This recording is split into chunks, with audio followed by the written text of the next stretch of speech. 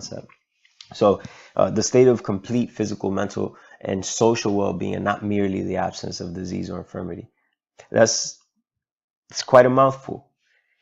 That's saying that health is not simply a vital sign, like your blood pressure reading or your heart rate, but rather that it's, yes, your vital sign, but it's also a subjective sense of how you feel, what your social environment, your mental health, and then as we move on along on more recent introductions of definitions of health, ecological determinants.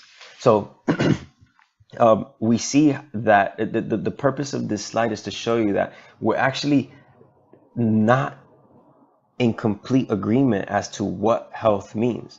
And so we have to keep in mind as we implement these policies that we're still catching up to the definition of health and actually defining health for ourselves.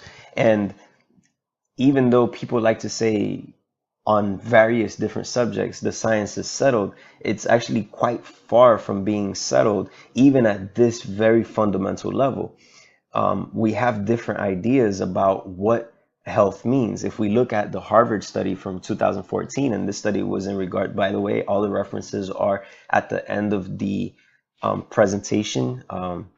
And of course, you can always contact us to have the citations. But anyways, the study was in regards to dynamical complexity, which is it's a field of study that it comes from another discipline. It comes from engineering and programming and computer science, and this was something that was designed to make sense of how, for example, the weather is impacted by different phenomena, right? Whether it's man-made pollution or the solar system or geographical changes or geological changes, and all these other factors, and how to compute them, what algorithm would be needed in order to determine what the health of the weather is, whether it's stable or unstable, and how do we impact it, and all these. So trying to formulate an algorithm that will tell us how to perform an action that will have an impact in a very specific way is the reason why CAS was, well, it's not the reason, but this is an example of how it might have emerged. And it emerged from other sciences or other research in other areas of research, right? As opposed to it being started in health or in medicine in specific. However, because it's been such a successful and well-embraced theory and concept, because it's so applicable and it's kind of common sense, like we can see it, they've begun to have an interdisciplinary approach at trying to resolve this issue of defining health. So the concept of health has been a subject of study for a very long time, obviously, and now with current research, we're seeing that what's emerging is more and more is being suggested that health should be seen as a complex adaptive system itself. Now, what does that mean? Taking the example of climate and weather being dependent on so many different variables, health is also dependent on various different variables. So as opposed to having a reductionist and linear and narrow approach at defining health and impacting health, meaning focusing on a specific hormone level or a specific chemical or a specific vital sign and keeping it within a certain range, we are expanding our definition of health and our appreciation for what impacts and what determines health, and saying, well, okay, this certainly has an impact or is a consequence of health or lack of, but there are other things that interact with that also impact health. Now, what do I mean by that? Well, in the very first or top definition here, we look at mental and social well-being. Well, that means that we're not only looking at, for example, excuse me, um, levels of serotonin and endorphins and dopamine levels, but we're also looking at the subjective sense of well-being. So what's the quality of life of the patient? Um, are they're meaning that their dopamine and serotonin and endorphin levels are not subject to uh, a genetic disposition. It's not their constitution. It's not just that they are sick or they are diseased and so they are always like that. It's perhaps a consequence or an interdynamic consequence of a wave of emotions, of riding through life. And so having a fluctuation of all of these chemicals and hormonal feedback systems going up and down the loop of life. And so the health or the stability, a well-balanced health is actually dependent on both. Yes, we can measure it partly through this reductionist and linear protocol kind of range structured view of establishing what levels of what chemical or hormone the person is in, but also what the quality of life is, what their emotional state is, what their spiritual practices are, what cognitive exercises they perform, what physical activities they do to elevate these other. So everything is interconnected. And so this is what we mean by a complex adaptive system. It is much more versatile than simply having to look at one thing as a determinant of health. So it's very important that we remember that although when we go to the doctor, we get lab work and imaging and have all of these bioinformatic and metric findings, these may not be specifically what determine our health. And so if that is not exactly what determines our health or solely determines our health, then we need to take a step back and have a broader approach at how we deliver medicine and how we deliver healthcare, and how then, of course, if we take a further step back, how we implement policy from the standpoint of this defined concept of health, as opposed to the concept of health being defined by a specific parameter of blood pressure readings or heart rate readings. To give you an example, again, we point to the Harvard study where they're using dynamical complexity.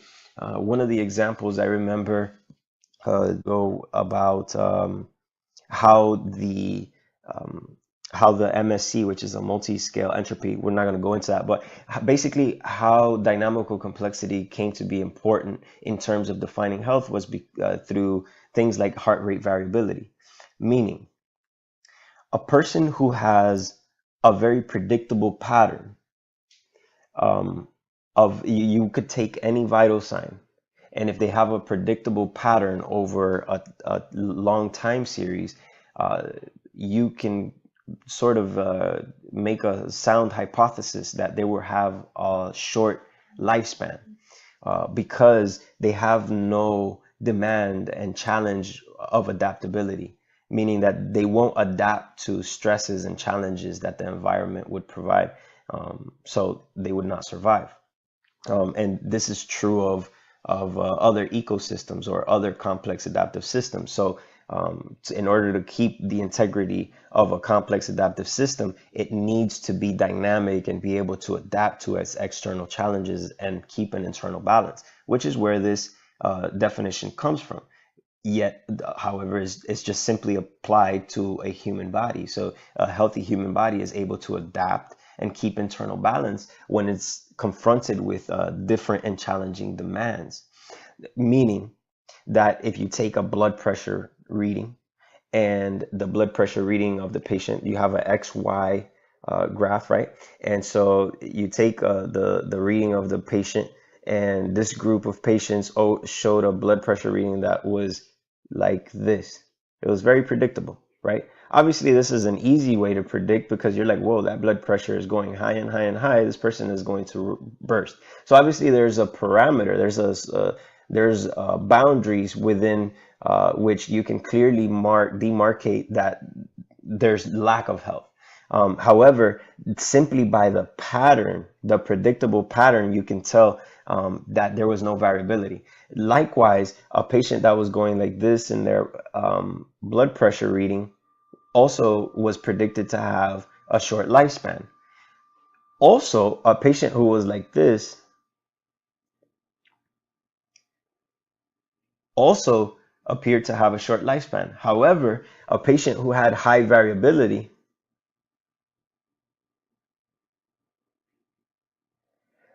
and plotted all over the place had a high chance of survival and showed keen abilities of adaptation. And so within obviously certain parameters. And so this predicted a long lifespan or an ability to have a long lifespan. And so this is what their studies were finding. And this provoked the need for a new definition of health, because we no longer can accept that this reductionist way of looking at health is how we're going to define it. And so if we're going to be changing our concepts at very fundamental levels, we need to consider how these are going to then be, how they're going to cascade and affect to all of our different systems. What systems will have to be cut out, what have to be reformed, all of these things. So what I want to also highlight is that this study was done with relation to traditional Chinese medicine, obviously because the Taoist notion that the Taoism coming from the Chinese culture, primarily, being one of balance, of yin yang. So this was inherent in that medical system of Taoist medicine. They accounted for complexity. They promoted adaptation and a system to allow for that adaptation within the context of keeping balance. So they had already inherent within their medical model a